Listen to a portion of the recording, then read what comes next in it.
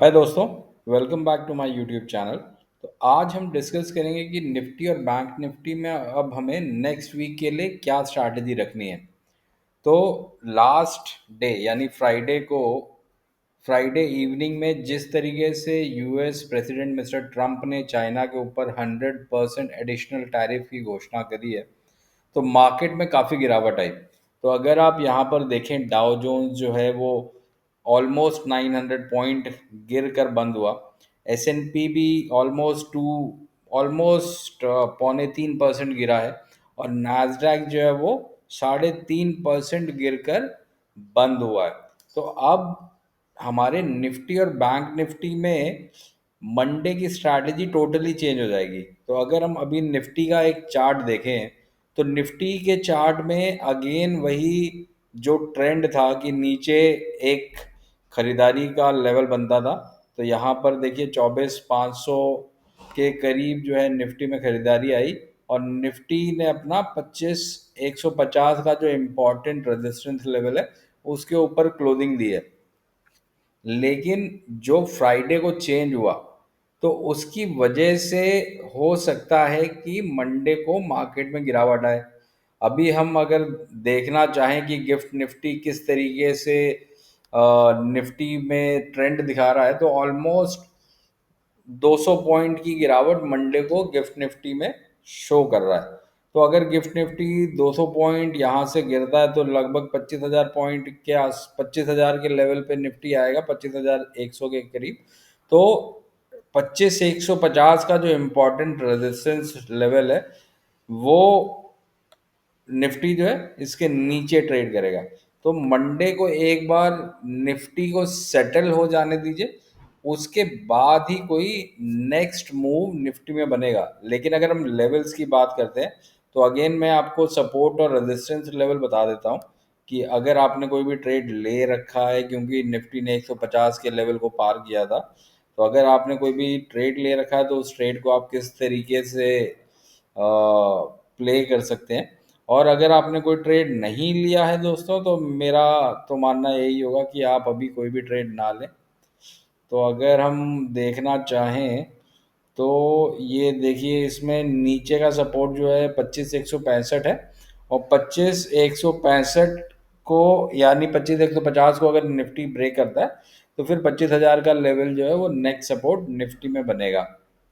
अब यहीं पर आप ऊपर की तरफ अगर देखिए कि 25,150 के ऊपर अगर निफ्टी रहता है, तो 25,350 जो है वो नेक्स्ट रेजिस्टेंस लेवल निफ्टी में बनेगा। और 25,350 के बाद 25,650 का नेक्स्ट रेजिस्टेंस लेवल है। तो ये सपोर्ट और रेजिस्टेंस लेवल निफ्टी में, आप कोई भी ट्रेड अगर नया लेने की सोच रहे हैं, तो मेरा तो सुझाव यही रहेगा कि आप एक दो दिन जरा रुक जाइए और मार्केट को जरा एक डायरेक्शन लेने दीजिए, उसके बाद ही कोई ट्रेड लीजिएगा। और अगर आपने ट्रेड ले रखा है, तो आप इन सपोर्ट और रेजिस्टेंस लेवल के हिसाब से अपने ट्रेड को प्ले कर सकते हैं। और लेकिन कोई भी आप ट्रेड ले रहे हैं, तो अपने फाइनेंशियल एडवाइजर से ज़रूर कंसल्ट कीजिएगा दोस्तों। अब हम बात करते हैं बैंक निफ्टी की। बैंक निफ्टी किस तरीके से दिख रहा है, तो हम अगर बैंक निफ्टी की बात करते हैं, तो मैंने अपने प्रीवियस वीडियो में भी बताया था कि बैंक निफ्टी जो है वो निफ्टी को आउट परफॉर्म कर सकता है। और बहुत ही अच्छे स्टॉक है बैंक में, बैंक निफ्टी में, जो कि मुझे बड़े फ्यूचर में पॉजिटिव स्ट्रेंथ उनमें दिख रही है। तो अगर आप यहाँ पे बैंक निफ्टी को देखें, तो कंपैरेटिवली बैंक निफ्टी ने अपना ये 56,000 का जो रेजिस्टेंस लेवल था उसको भी ब्रेक कर दिया। और अब जो बैंक निफ्टी है वो 56,609 पे बैंक निफ्टी ने क्लोज दिया है। तो अगर हम इसमें अपने एक बार फिबोनाची के लेवल्स प्लॉट कर लेते हैं, ताकि हमें पता चल सके कि हमारे इसमें सपोर्ट और रेजिस्टेंस लेवल क्या बन रहे हैं। तो आप यहाँ पर देखिए कि 56,750 जो है वो नेक्स्ट रेजिस्टेंस लेवल था, जिसको कि बैंक निफ्टी ने ब्रेक नहीं किया, और बैंक निफ्टी इसके नीचे ही क्लोज हुआ। तो मंडे के लिए अगर कोई भी गिरावट आती है, तो 56,000 जो है वो बैंक निफ्टी में सपोर्ट लेवल बनेगा। और 56,000 को अगर बैंक निफ्टी ब्रेक करता है, तो फिर 500 पॉइंट नीचे 55,600 600 और 55,600 के नीचे फिर 55,133 जो है वो बैंक निफ्टी में सपोर्ट लेवल बनेगा। लेकिन आप इस लेवल को अगर देखते हैं, 56,000 के लेवल को देखते हैं, तो बैंक निफ्टी ने यहाँ पे 3-4 दिन स्पेंड किया है और इसके बाद ये ब्रेकआउट दिया। तो एक्सपेक्टेशन मेरी तो ये है कि बैंक निफ्टी में ज़्यादा गिरावट नहीं आनी चाहिए। लेकिन आप कोई भी ट्रेड अगर ले रहे हैं या ले चुके हैं तो आपको इन सपोर्ट और रेजिस्टेंस लेवल को ख्याल में रखना है। और अपने फाइनेंशियल एडवाइज़र से एक बार ज़रूर कंसल्ट कीजिएगा किसी भी तरीके के ट्रेड के लिए। और जैसा कि मैंने अभी आपको बताया था कि मुझे बैंक में कुछ स्टॉक जो हैं बहुत अच्छे दिख रहे हैं, तो मैं उन स्टॉक के बारे में भी आपको एक बार बता देता हूँ। तो अगर हम एक बार बैंक ऑफ महाराष्ट्र को देखें या महाराष्ट्र बैंक को देखें, तो इसका जो ट्रेंड है दोस्तों मुझे काफ़ी अच्छा लग रहा है। आप इसको अगर बड़े टर्म पे देखें तो ये देखिए आप, ये एक लेवल है 58 रुपये का, जिसको कि ये काफ़ी टाइम से ब्रेक नहीं कर पा रहा था। और जिस तरीके का स्ट्रेंथ दिख रहा है इस बैंक ऑफ महाराष्ट्र में, तो मुझे लग रहा है कल तो क्योंकि गिरावट, उम्मीद है कि गिरावट बैंक निफ्टी में दिखेगी। लेकिन अगर बैंक ऑफ महाराष्ट्र किसी भी तरीके से अगर ये 58 रुपये के लेवल के ऊपर ट्रेड करना चालू कर देता है, तो मुझे लगता है कि फिर बैंक ऑफ महाराष्ट्र में इसमें नेक्स्ट लेवल जो है दोस्तों वो 64 और 64 के बाद 68 के दिखेंगे। तो क्योंकि मैं ट्रेड जो है वो 10% के करीब के ROI के बेसिस पे लेता हूँ, तो अगर यहाँ पे 10% की बात करें तो 5 रुपये होता है 6 रुपये। तो 6 रुपये का मतलब 61-61 रुपये के 6 रुपये का मतलब हो गया 63 रुपये। तो 63 रुपये का मतलब जो है इसका नेक्स्ट जो रेजिस्टेंस लेवल है वो 63 रुपये ही है। तो अगर आपको लगता है कि ये बैंक ऑफ महाराष्ट्र में आप ट्रेड लेना चाहते हैं, तो आप अपने फाइनेंशियल एडवाइजर से कंसल्ट जरूर कीजिएगा। मैं आपको इसमें सपोर्ट और रेजिस्टेंस लेवल बता सकता हूँ जो आपको कि ट्रेड लेने में थोड़ा गाइड कर सकते हैं। तो अगर हम इसमें देखें तो ये देखिए किस तरीके से 58 का लेवल जो है ये बैंक ऑफ महाराष्ट्र को बार बार परेशान कर रहा है।